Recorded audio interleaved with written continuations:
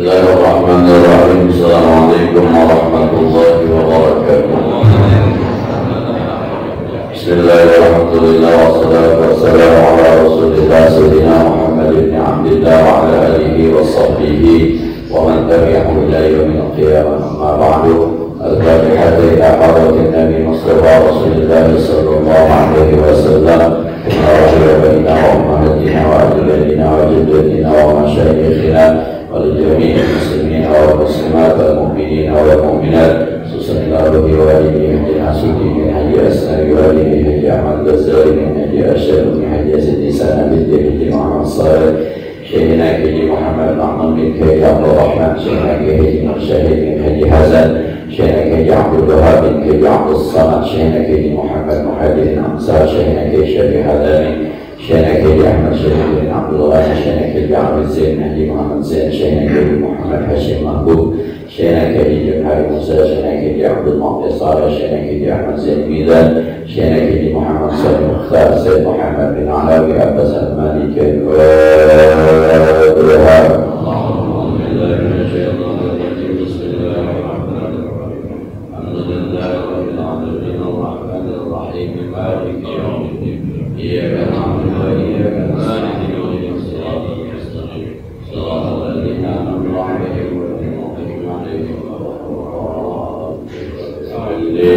ولوالدي يرحمهما كما ربياني صغيرا.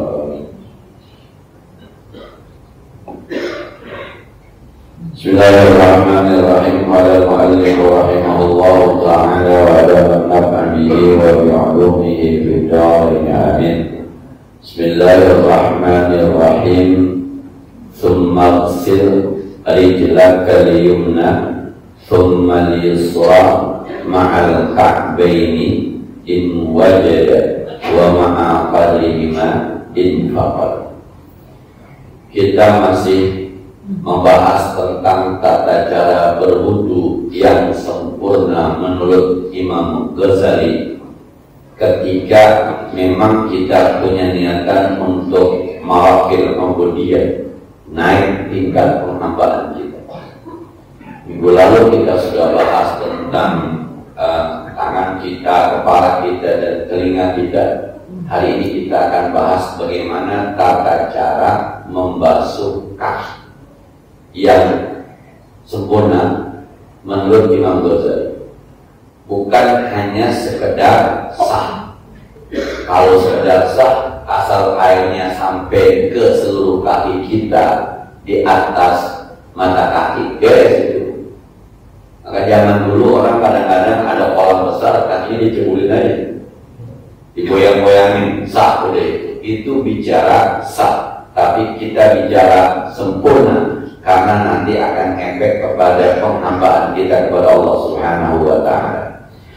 Kata Imam Ghazali, summarsil, kemudian basuhlah rijlaka yumna, kakimu yang kanan, tsummal yusra, kemudian yang kiri, ma'al ka'baini, beserta dua mata kakinya, in wajada, kalau dua mata kakinya ada, wa ma'a qadrihima in faqada, tapi diukur aja dah batasannya mana kalau mata kakinya nggak ada. Kalau ada orang yang tidak punya mata kaki, kita punya mata kaki aja masih kesandung kayak kaki kita udah ada matanya. Kalau orang punya mata kaki, wudhunya melewatin mata kaki ini minimal. Sekarang bagaimana kalau ada orang tidak punya mata kaki? Maka wudhunya seukuran di mana ada mata. Ukur aja kan kira-kira di mana lebih. Tapi kata Imam Ghazali, wa fadlil qabla baslihima, dan celah-celahkan di antara jari-jari baslihima sebelum dibasuh, asabi'ahuma, jari-jarinya, bi ayyi kaifiyatin kana, bagaimana caranya? Jadi kaki kita nih ada jari-jarinya, sela-selanya nih, antara kelingking dengan jari manis antara ini sebelum dibasuh, ini di apa namanya? Di sela-sela halil. Kalau itu memasukkan nanti ada jari kelingking kita, jari kelingking sebelah sini, sebelah kanan terus sampai kemudian kelingking sebelah kiri, atau kelingking sebelah kiri terus ke kelingking sebelah kanan. Sebelum dibasuh, jadi bersihin dulu. Begini modelnya. Ini gejala sempurna nih. Bapak jangan bilang ribet amat ya. Kalau gejala ribet amat nggak naik-naik kan ini gejala. Tapi orang yang mau naik itu wudhunya, ini kakinya di sebelum basuh, bukan sambil dibasuh, sebelum. Dah. Dijelaskan oleh Imam Nawawi Al-Bandani, wal afdalu yang afdal an tukhallila bi khinsil yadil yusra asabi'a rijlikal yumna mubtadi'an bi khinsiriha hatta tahtamma bi khinsil yusra. Yang afdal, engkau selak-selakan dengan kelingking tangan kiri akan jari-jari kaki kanan, dimulai dengan kelingkingnya, nanti selesainya di kelingking sebelah kiri. Nah, wa tudkhilul asabi'a min asfala ay asfalil rijlaini, dan masukkan jari-jarinya dari bagian bawah. Begini Pak, nih. Jadi apa? Dari kelingking terus kemari ke jempol, terus pindah ke kiri, ujungnya kelingking kiri. Dari bawah, bukan dari atas, dari bawah sini. Bukan begini, tapi begini bahasnya. Harus duduk kayaknya. Harus duduk wudhunya. Kalau nggak duduk kayaknya kami. Nah, sampai sebegitu detailnya Imam Ghazali mengajarkan kita untuk berwudu. Sekali Pak, ini yang kadang-kadang kita bukan salah memahami sih, jadi ada miss gitu ya. Bukan kudu begini, bukan. Kalau bahasa Betawi, kudu bukan. Kalau kita lagi ngaji marakil ubudiyah, marakil sekali ulang, naik nilai kehambaan kita kepada Allah, maka wudunya harus seperti itu. Tapi kalau sekedar sah wudu, nyari pahala wudunya, menggugurkan ibadah wudunya, yang asal air sampai juga sah.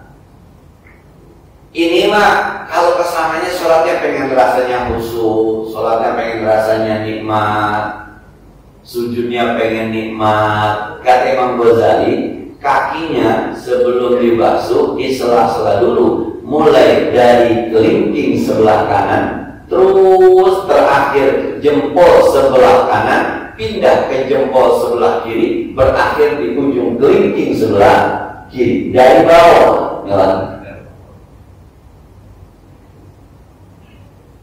Wah, ini kita bisa 15 menit dulu doang tidak ya. Makanya kan kalau begini berarti maghrib jam 6 kira-kira, maka setengah 6 udah berwudu.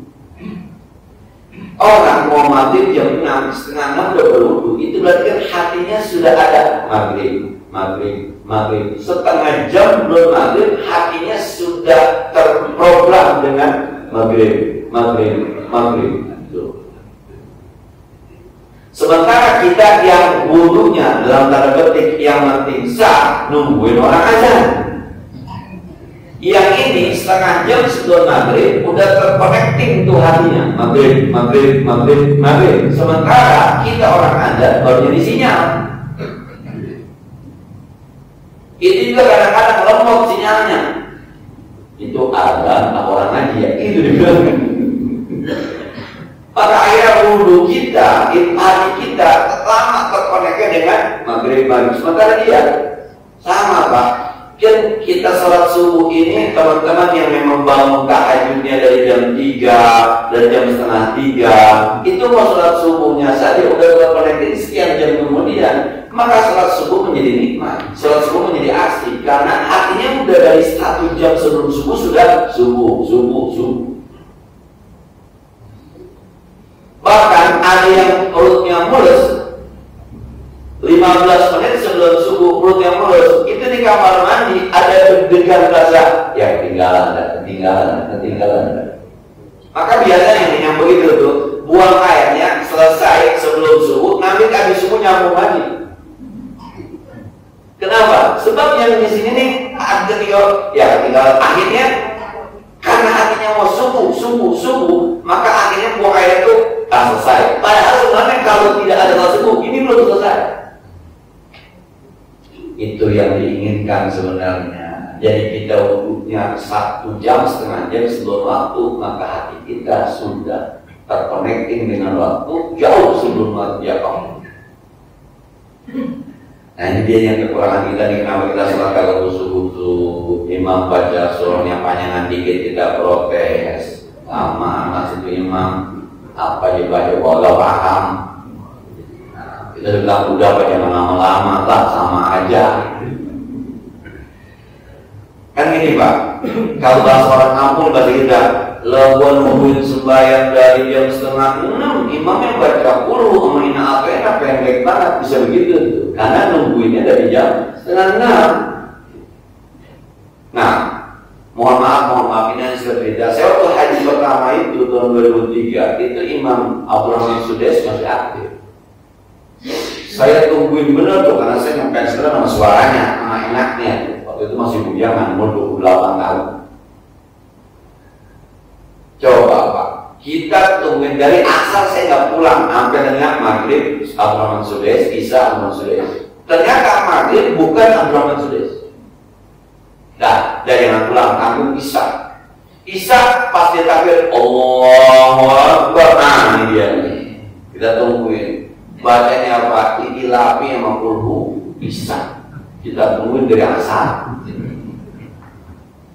Saya pulang, saya kesel aja gitu. Ternyata bukan saya doang, ada ibu-ibu jamaah haji kita juga bareng-bareng itu ngomong begitu.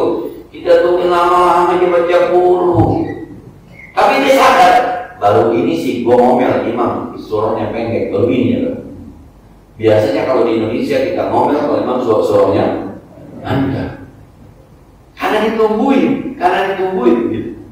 Maka kalau maghrib dari jam 5 seperempat, 5:30 udah masuk kamar mandi, wudhunya gaya Imam Ghazali, seakan-akan kita persiapkan maghrib luar biasa.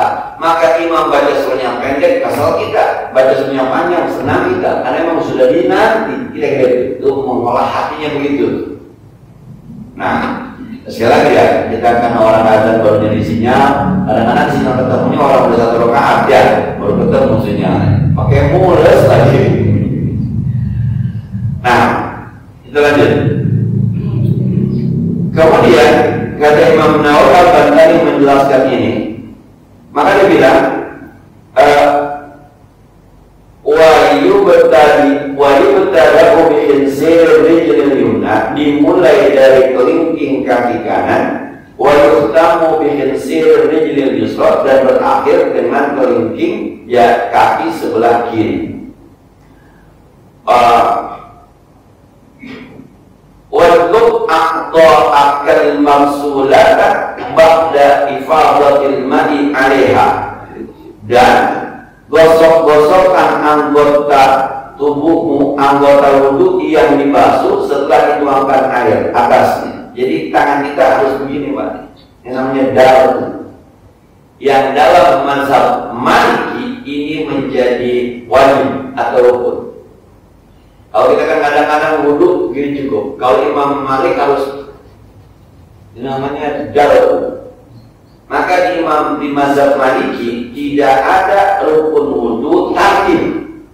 Adanya ad-dalku. Dalku itu kalau wudhu harus di gosok-gosok. Jadi kalau ngomongin air kita begini. Nah, dia kan kadang-kadang Pak keran dibuka kakinya cuma di secara mazhab Syafi'i sah. Di mazhab Syafi'i sah, yang penting ada air yang mengalir di kaki kita. Tapi di mazhab Maliki tidak sah. Tangannya harus bawa digosok-gosok, yang namanya ad-dal.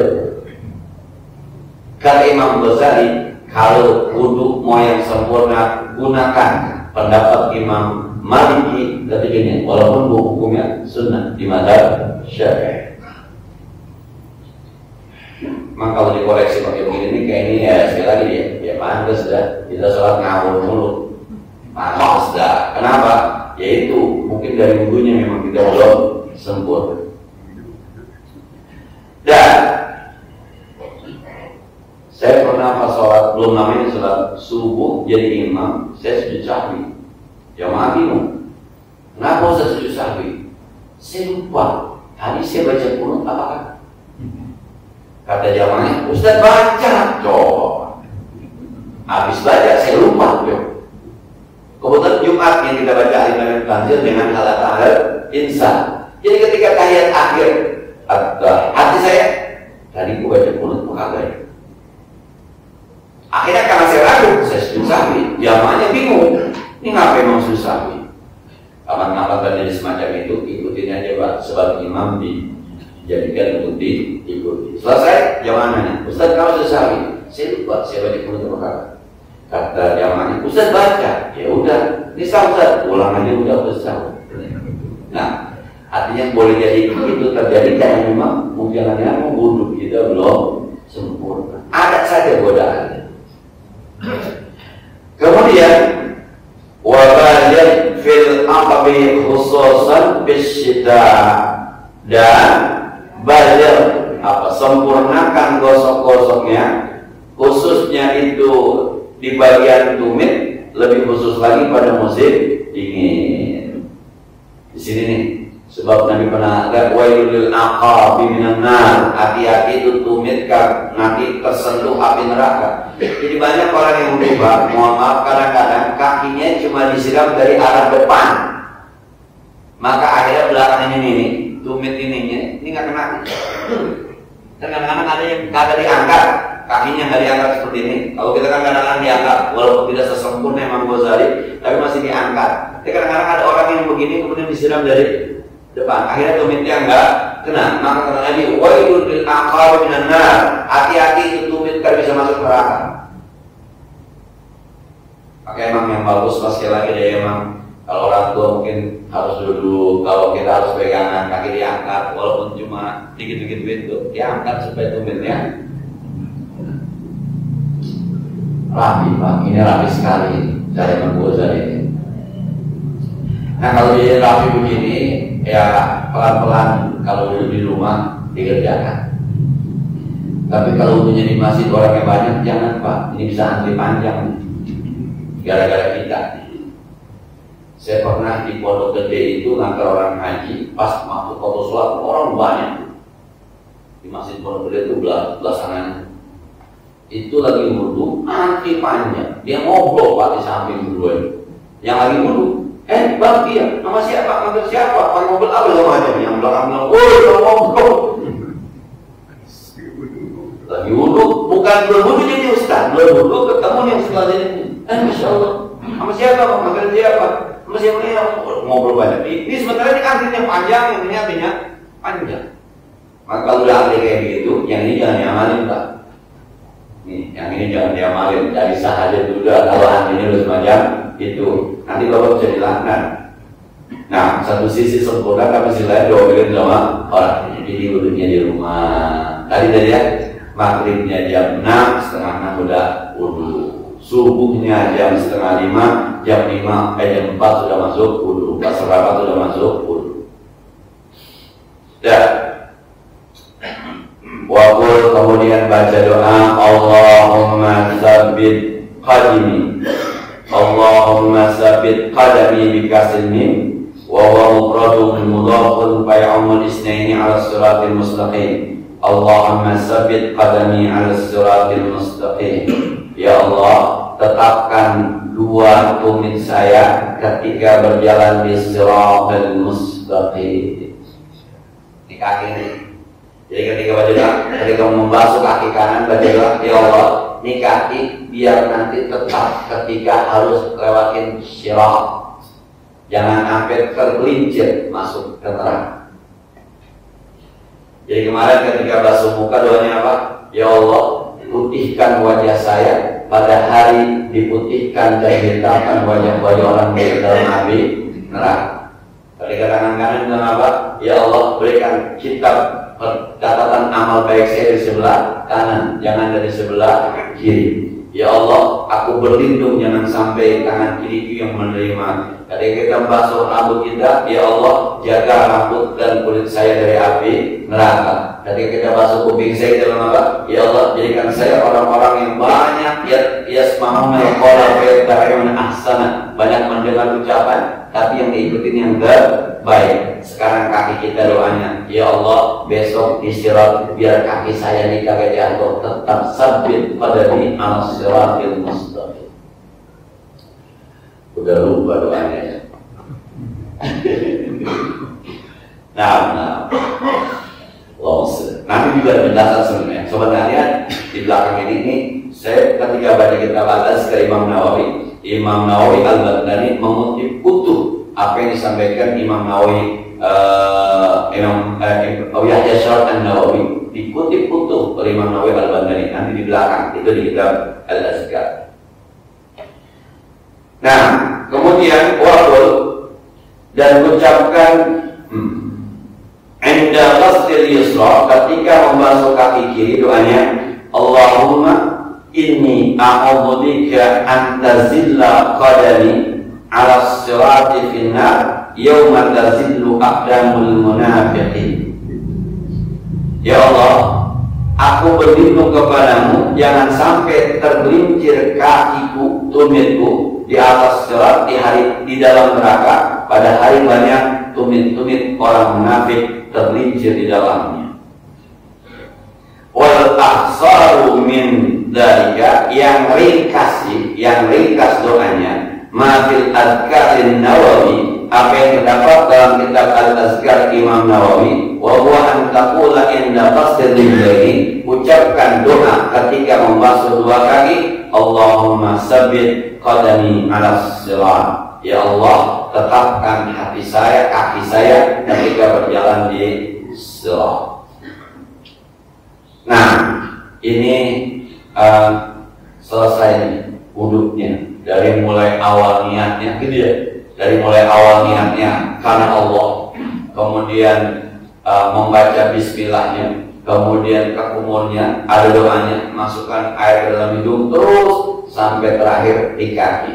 Yang diperdebatkan oleh Imam Nawawi dan Imam Ghazali adalah menyapu leher. Imam Ghazali mengatakan disunnahkan menyapu leher, Imam mengatakan bid'ah menyapu leher. Nah, saya lempengan ini lebih memilih Imam Nawawi, sebab Imam Nawawi kalau bahasa keilmuan dia fikih ansih, fikih murni. Kalau sekolah itu Pak, ada guru misalnya ada guru bahasa Inggris, itu sebenarnya sekolahnya sekolah pendidikan jurusan bahasa Inggris. Maka dia kuliah bagaimana cara mengajarkan bahasa Inggris kepada anak-anak. Itu namanya SPD, sarjana pendidikan, tapi jurusan bahasa Inggris. Tapi ada orang yang bahasa Inggris memang kuliahnya kuliah sastra Inggris, namanya bahasa Inggris murni. Nah, saya misalnya, saya ini kalau bahasa anak kuliah, saya ini fikih murni, karena saya bukan dari pendidikan. Tapi ada mungkin pendidikan jurusan fikih, bagaimana cara mengajarkan fikih kepada anak-anak. Kalau saya bagaimana cara belajar memahami tentang ilmu fikih, itu fikih murni.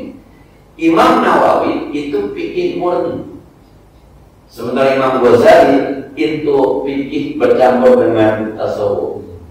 Maka ketika ada perbedaan antara ulama tasawuf yang ke fikih sama ulama fikih murni, saya lebih setuju kepada yang fikih murni. Maka itu saya mengatakan bahwa tidak ada dalil untuk mengusap leher ketika berwudu. Itu ketika perbedaan antara, sama seperti yang saya bilang kemarin, ulama-ulama sufi kadang-kadang mengadakan istilah mandi taubat.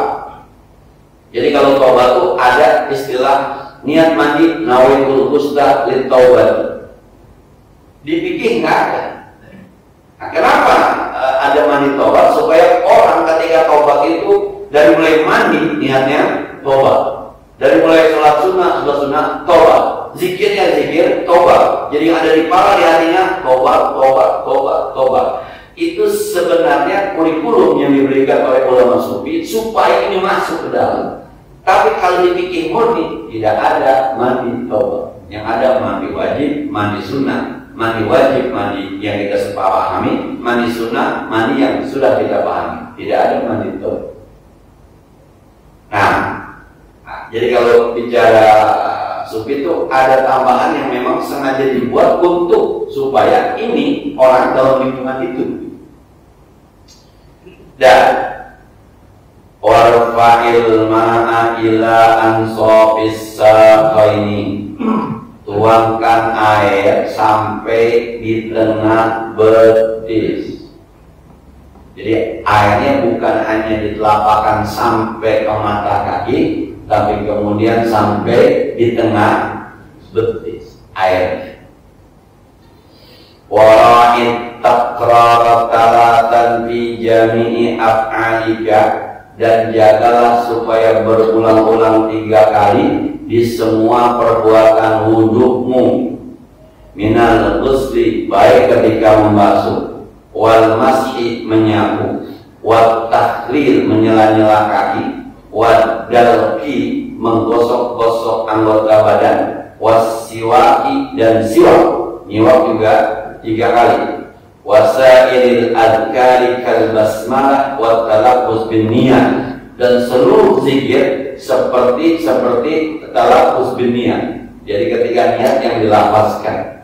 Saya ulang ya, niat itu yang benar di dalam hati. Yang di mulut kita bukan niat, tapi lafaz niat. Orang yang sholat pakai usolinya bukan niat, tapi lafaz niat untuk membantu hatinya. Jadi kalau ada orang baca usolli fardhas subhi kayak tadi itu usolli fardhas subhi bukan niat, lafaz niat, supaya hatinya lebih kuat. Ini subuh, dibantu oleh mulutnya. Maka karena ini bukan niat, ulama mempermasalahkan. Madhab Syafi'i mengatakan wa talaffuzu biha sunnatun, melafazkan lafaz niat itu hukumnya sunnah. Maka semua kita rata-rata pakai usolli. Tapi mazhab lain mengatakan wa talaffuzu biha bid'atun, melafazkan niat itu bid'ah. Maka ada orang yang dalam tanda petik itu begitu kerasnya bicara tentang jangan pakai ucapan. Nabi nggak pernah baca usolli. Orang-orang aneh kayak begitu. Padahal ulama mengatakan itu sekadar untuk litu inal qalba, membantu hati. Bapak-bapak kalau diserawek nawaitu soma qolin yang ada di Pakisani Ramadhani hari sanati lillahi ta'ala, itu bukan niat, itu lafaz niat. Tapi itu mengingatkan kepada kita semua besok puasa, gitu yang diinginkan ulama. Sebab banyak orang-orang awam yang nggak paham, yang nggak ngerti. Nah, karena bapak-bapak ngajarin anak-anak SD kelas 1 atau anak-anak TPA, ayo anak-anak niat dalam hati, gimana niatnya? Gimana ya? Bisa-bisa besok kalau baca bukunya dalam hati saja, bisa begini Pak, nempelin biar hatinya baca. Dia nggak paham. Maka anak-anak diajarin nih lafaznya usolli supaya di hatinya tuh lama-lama. Oh ini maksudnya niat. Udah gede baru diajarin niat, yang penting di hati. Tapi ininya juga kalau menghafal dibaca supaya hatinya nyambung. Coba bapak punya anak baru belajar sholat, ayo niat. Gimana niatnya? Di hati aja. Bagaimana di hati? Coba ngajarin bagaimana di hatinya. Usolli juga gitu kan.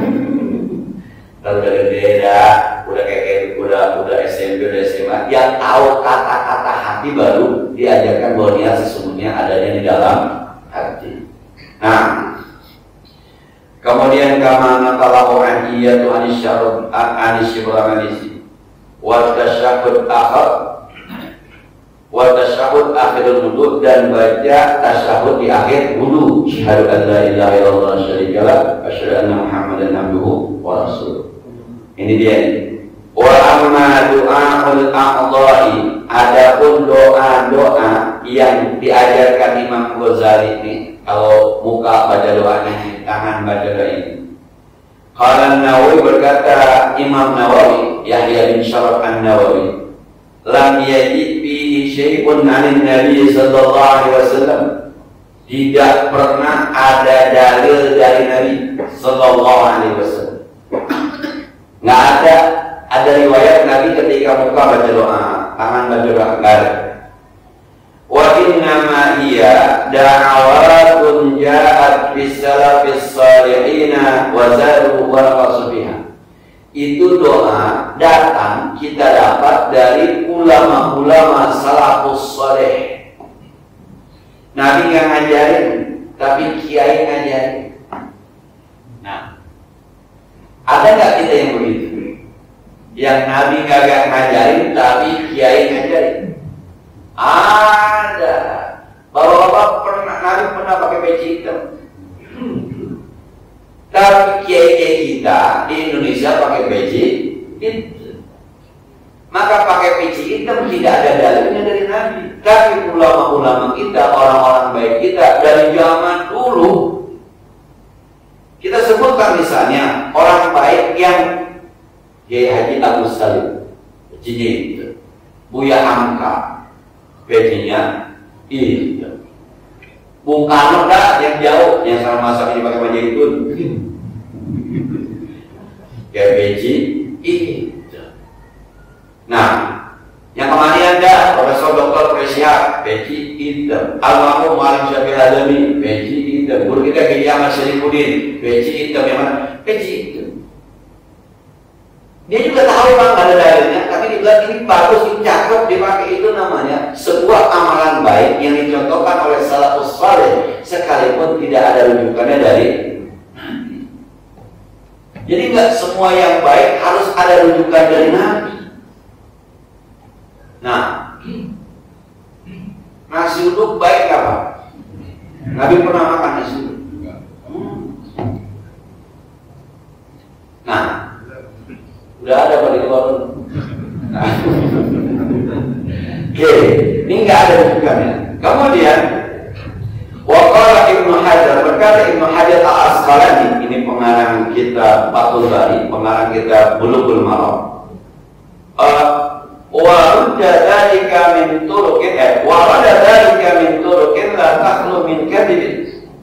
Datang doa-doa ini dari salafus saleh, dari jalur-jalur la takhlu min kadhibin, yang tidak sunyi dari kedustaan, kata Imam Ghazali.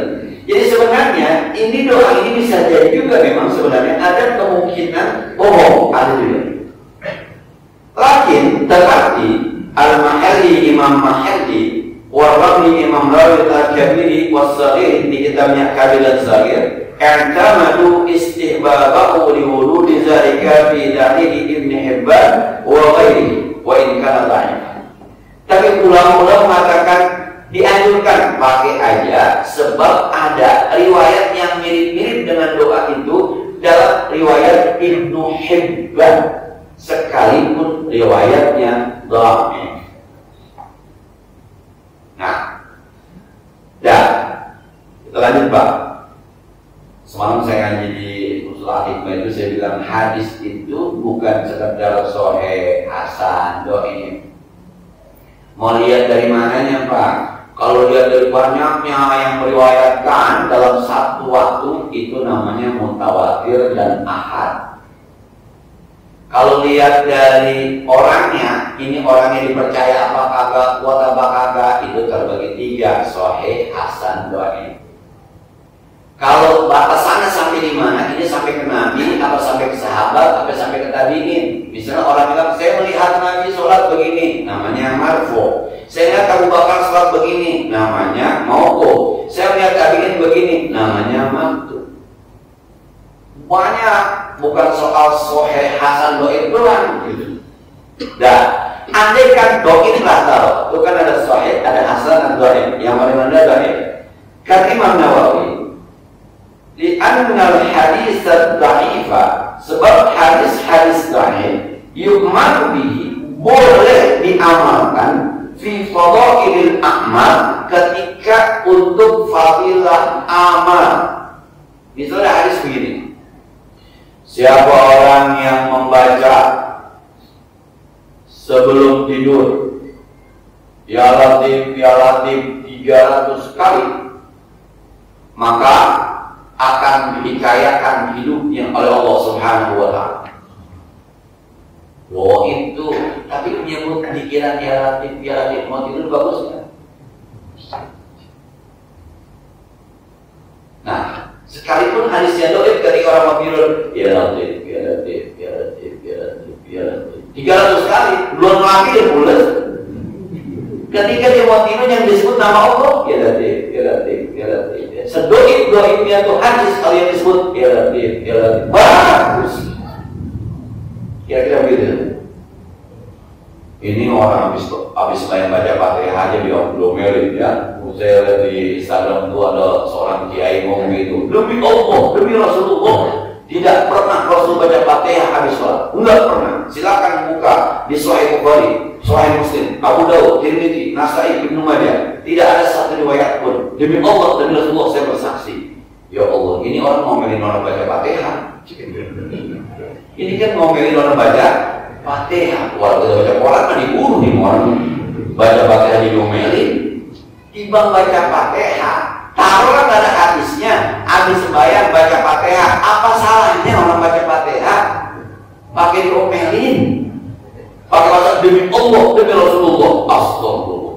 Baca Fatihah yang kagak ada dalilnya diomelin. Bapak-bapak baca WA dibunuh Pak besok pada hari. Kagak ada hadisnya. Sampai sebegitunya, sedoibnya hadis saja masih boleh diamalkan. Fayustaratul amalu bil hadisil dhaif, disyaratkan untuk mengamalkan hadis dhaif ada musiddati dhafihi, kedoifannya tidak doib banget, wa ayyadhula tahta asli amin, dan itu masuk kepada hukum dasar secara umum. Mau tidur zikir, bagus nggak? Bagus. Di antara zikirannya ada hadis yang dhaif, baca ya Latif. Kan ada zikir sama Pak, habis baca habis sholat zikir, masuk zikirnya Fatihah, kagak ada dalilnya, kagak masuk zikirnya tuh, masuk. Ya, selama namanya zikir, kecuali dibaca haleluya baru bermasalah. Tapi di aja itu bermasalah ya, lagi rame tuh. Kira-kira begitu Pak. Jadi jangan dikit-dikit Sahih apa kata hadisnya, jangan-jangan yang mana saya juga ngerti Pak. Hadis Sahih itu apa? Bapak saya bilang Sahih cuma satu Pak, Abdul Rahman doang. Rahman Sahih. Nah, Sahih menurut Imam Bukhari beda sama Sahih menurut Imam Muslim. Sahih menurut Imam Abu Dawud beda. Ini Sahih menurut siapa? Banyak. Maka ulama dari bikin bagus tuh. Maka mereka kemudian bikin, udah jangan ngikutin ulama, ngikutin Nabi aja. Sholat kalau ngikutin ulama, kita pada berantem banyak beda pendapat. Ngikutin Nabi aja. Terus kapan kita ketemu Nabi Bang? Soalnya kalau itu mau nih sholat kamu seperti kamu lihat saya sholat kata Nabi. Oke, sekarang Nabi sholat di mana? Yuk kita lihat. Kan kita akan ketemu sama Nabi. Yang kita lihat guru kita ngajarin, ustazah ngajarin. Mau nggak mau Pak? Udah pakai kitab Sahih Bukhari aja. Lalu ngaji Sahih Bukhari sama siapa? Kalau bagus Pak, kalau bego jangan kebangetan. Jangan dengerin kiai. Lah dia suruh dengerin dari Nabi. Ngaji hadis sama siapa? Sama kiai masalah sama Nabi. Tapi dia bilang jangan dengerin kata kiai. Kalau bagus Pak gitu. Kalau bego biar beneran. Jangan kebangetan. Dah, ini bicara Islam. Kemudian wa ayyakuna fil ibadat, dan hadis dhaif boleh diamalkan dalam urusan ibadah. Kalau urusan muamalah mah nanti kelihatan ada sesuatu yang istihsan atau bicara malam bicara masalah bisnis, soal kerjasama, soal akad dan sebagainya, itu lain lagi rujukannya. Tapi masih dalam batas asdun am, dia masuk kategori yang umum di dalam yang kayak tadi ini dikit Ini hadisnya doib, tapi masuk kategori zikir. Kita ngomongin zikir, kerjain aja. Nah, doa-doa yang diajarkan Imam Ghazali ketika membasuh muka sampai pada kaki tidak ada rujukannya dari Nabi, tapi ulama-ulama soleh mengajarkan. Maka banyak ulama-ulama soleh kita mengajarkan, tapi tidak ada dalilnya dari Nabi. Karena Nabi juga jangan-jangan pernah pakai kain, Pak. Bapak-bapak kain tuh, Nabi pernah pakai kain, tapi ulama kita pakai kain. Nah, dan selama ulama kita pakai kain, nggak ada yang marah-marah. Dan kita lihatnya bagus, cakep, maka kita pakai kain, nggak ada dalilnya. Tapi ulama salafus saleh kalau orang pakai kain, maka kita hanya pada pakai kain. Emang kalau pakai celana gimana? Pakai celana panjang silakan, nggak apa-apa, tutup aurat. Tapi guru-guru kita, ulama-ulama kita pakainya kain. Itu yang tidak ada dalilnya, tapi dicontohkan oleh salafus saleh. Pergi haji pakai dikeluarin, pakai diazani, di mana dalilnya? Nggak ada dalilnya, nggak ada. Tapi orang-orang saleh dari zaman dulu pernah menggunakan itu. Kan orang pergi musafir harus baca doa. Nah sekarang itu kalau orang dikeluarin ada pikirannya, ada doanya. Biarin aja selama yang dipakai benar. Nah yang nggak benar masang petasan.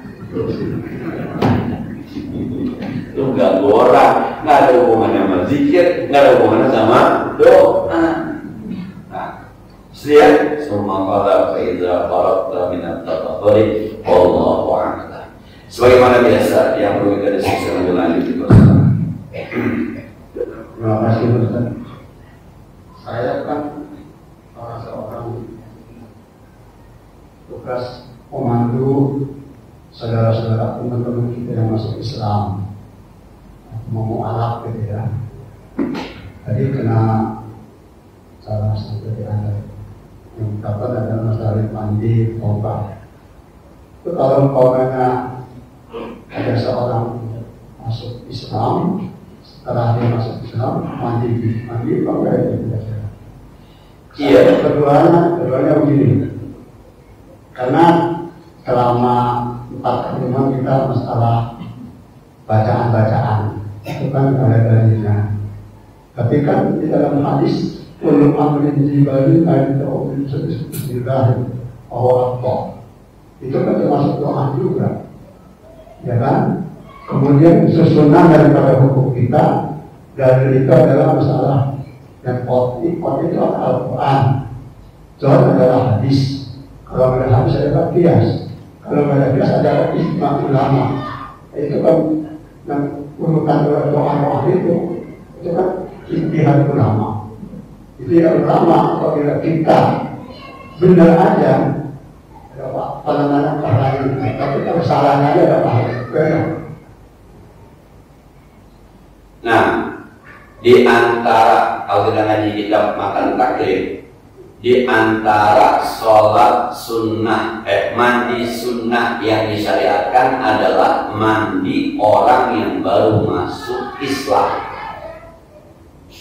Begitu bahasanya. Jadi misalnya di sana al-iktisalatul masnunatu asyaratun. Maksudnya dia. Jadi mandi yang disunahkan itu ada 10. Salah satunya adalah mandi lidukhulil Islam, mandi orang yang baru masuk Islam. Begitu doang tuh kalimatnya. Jadi tidak ada Islam mandi tobat, enggak ada. Jadi orang kalau baru masuk Islam disunahkan mandi. Soal dia niatnya mau mandi wajib karena dulu dia pernah berhadas sebelum Islam, silahkan. Soal niatnya dia niat memang mandi sunnah aja, silahkan. Tapi Anda kalau habis masuk Islam memang disunahkan mandi, ada syariatnya. Nah, yang saya sampaikan itu mandi taubat. Mandi taubat itu bukan orang Islam yang mau taubat, bukan yang orang non-muslim mau masuk Islam, bukan.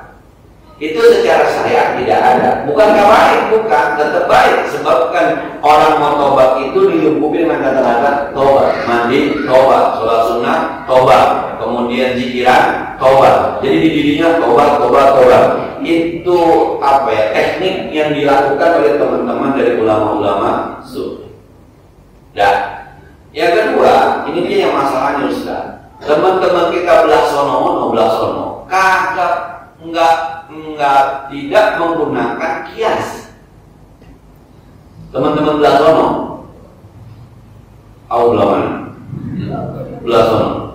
Jadi kalau kita di sini misalnya gini, boleh nggak korban pakai kerbau? Nabi kan nggak pernah pakai kerbau, sapi, kambing, onta. Boleh nggak pakai kerbau? Mereka bilang nggak boleh. Sebab Nabi nggak pernah pakai kerbau. Ya Nabi nggak pernah ke Rawa ya, nggak pernah ke Semarang. Tapi kalau pakai kias mestinya boleh. Kan yang disuruh binatang ternak. Sejenis sapi adalah kerbau, itu pakai kias. Mereka nggak mau pakai kias. Sama seperti mereka sedang tidak ada yang namanya badal haji. Mereka nggak mau pakai kias. Yang saya sampaikan minggu lalu. Karena maunya begitu aja. Ini nih kadang-kadang. Jadi mereka pokoknya kembali kepada Al-Quran hadis. Tidak ada kias, tidak ada ijma. Itu yang mereka pakai. Itu bedanya antara Sunni dengan mereka yang mengambilnya salafus saleh. Padahal orang-orang dulu ketika baca ayat ati Allah wa ati Rasul wa ulil amri minkum, itu ijma. Fa in tanaza'tu bi syai'in faruddu ila Allah wa Rasul, itu namanya qiyas. Mereka nggak mau pakai. Itu dia masalahnya. Nah, Assalamualaikum warahmatullahi wabarakatuh. Ustaz, ini lagi viral sekarang soal kurban. Kurban itu di kita kan selalu menyampaikan bahwa kalau sapi untuk 7 orang, kambing untuk 1 orang. Padahal zaman Rasulullah saat itu kurban itu untuk 1 keluarga itu cukup 1 kambing. Jadi tidak harus ini 7 orang segala macam gitu. Ini jadi masalah nih. Nah ini mohon pendapatnya bagaimana Mas?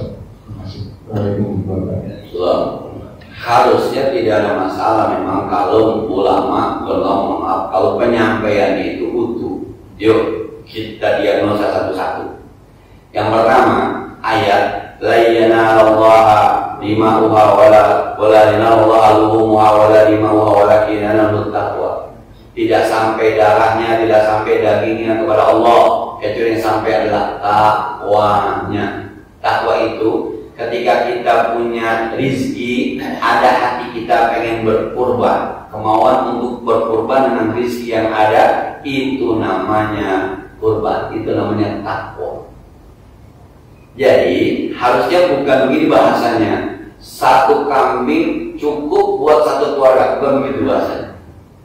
Kalau keluarganya emang rizkinya nggak ada, beli kambing harus patungan 1 keluarga, maka dibolehkan 1 kambing untuk 1 keluarga, sebab patungannya itu adalah takwa.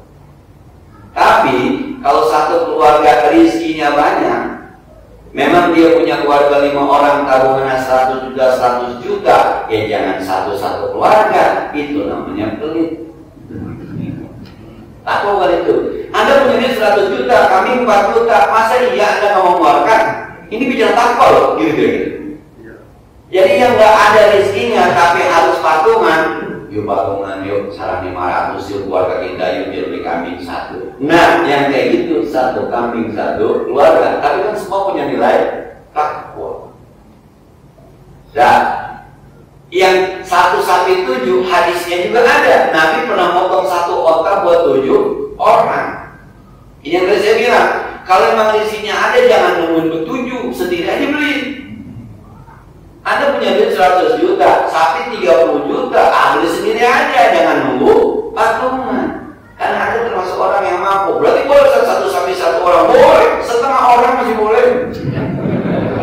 Ini jalan wah, ayat pertama. Ayat kedua, maka saya lagi suka ngomong jadi autan begini, jadi autan begini. Yang kedua ayat kan cuma begini, Fasolli li rabbika wanhar, habis sholat Idul Adha menyembelih, titik, udah.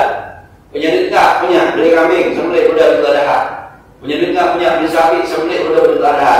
Niatnya gimana kita terserah. Yang penting habis bayar, nyembelih. Kalau ada di sini, tuh. Saya niat buat orang tua saya yang buat udah meninggal, oke, potong udah. Saya niat buat akikah anak saya, potong aja udah. Niat apa kek? Yang penting habis sholat, nyembelih sampai 3 hari tasbih. Maka dia bilang, nggak boleh buat orang yang udah meninggal, nggak boleh. Atau yang mana yang nggak boleh mengajar tidak, hilang kambing satu. Gak ada yang nggak boleh. Jadi tempat saya Pak, Ustaz, saya mau akikah berdua, tapi saya mau pas korban. Apa? Yang korban karena Allah, yang akikah juga karena Allah. Maka tuh sapi patungan bertujuh, yang 5 korban, yang 2 akikah. Boleh Ustaz? Ya boleh. Ntar ngomongnya bagaimana? Tetap di leher.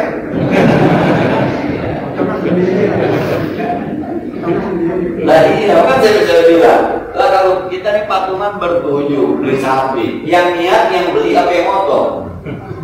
Yang patungan apa yang motong yang niat? Yang beli kan patungan tinggal motong, bapak-bapak nih. Buat sapi beli sapi patungan bertujuh. Yang niat korban, yang patungan apa yang motong? Yang patungan, yang motong tinggal motong aja. Banting motong, Allahu Akbar. Jadi motong Pak, Bismillah sunat, ngadep kiblat sunat. Selama yang motong orang Muslim sah. Lupa baca Bismillah aja udah. Batinnya salah, madep ngetan dulu. Udah susah, potong aja. Ngadep kiblat sunat, menghadap baca Bismillah sunat. Selama yang motong orang Islam itu sah. Ini jadi aut-autan bener Mas. Ini nggak boleh, itu nggak boleh. Ayatnya cuma begitu tuh ayatnya. Layanan Allah. Tak kok kita tuh punya rezeki kita mau obrak pusat. Kalau korban patungan boleh. Cuma namanya secara pikir bukan korban. Patungan sampai 10 orang beli kambing 1 serang 100.000, serang 200.000, serang 300.000. Jangan dinamain. Allah juga tahu. Di tempat saya ada kadang-kadang pabrik nasi kambing, panitia itu kambing siapa? Kambing pabrik, dan nama buah. Ya kata mereka gak tahu kali. Nah gitu ya. Jadi sekali lagi, kalau rezekinya ada, jangan satu keluarga satu kambing. Maka ini kan ngomongin takwa. Tapi kalau rezekinya kagak ada, jangan sampai satu keluarga tidak satu kambing. Walaupun patungan saran 500.000, berenam 3 juta dapat kambing 1.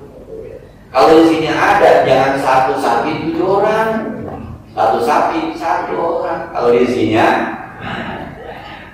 Ustaz, saya rezekinya nggak ada, lu siap-siap terima kupon aja.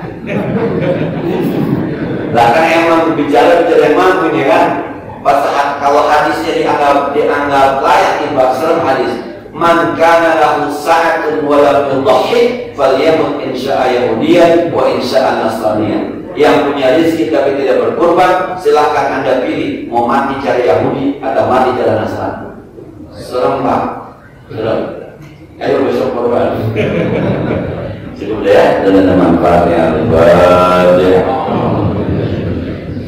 Bismillahirrahmanirrahim. Alhamdulillahirabbil alamin. Arrahmanirrahim. Maliki yaumiddin. Iyyaka na'budu wa iyyaka nasta'in. Ihdinas siratal mustaqim. Siratal ladzina an'amta 'alaihim ghairil maghdubi 'alaihim waladdallin. Wassalli wassallim wa karim wa barik 'ala sayyidina Muhammad wa 'ala ali sayyidina Muhammad. Allahumma anfa'na bima 'allamtana wa zidna 'ilman yanfa'una. اللهم سلم الحجاج، اللهم سلم الحجاج، اللهم سلم الحجاج والجزاء والمسلمين ببرك وعبادك وجودك من أمة محمد أجمعين. اللهم اجعل حجهم مبرورا، سعيهم مشكورا، ذنوبهم مغفورا، عمرتهم مقبولا، زيارتهم متقبلا. اللهم دعهم بأوطانهم سليم غنم فاتح مستبشر برحمتك يا أرحم الراحمين. صلى الله على سيدنا محمد وعلى آله وصحبه وسلم. الحمد لله رب العالمين. السلام عليكم ورحمة الله وبركاته.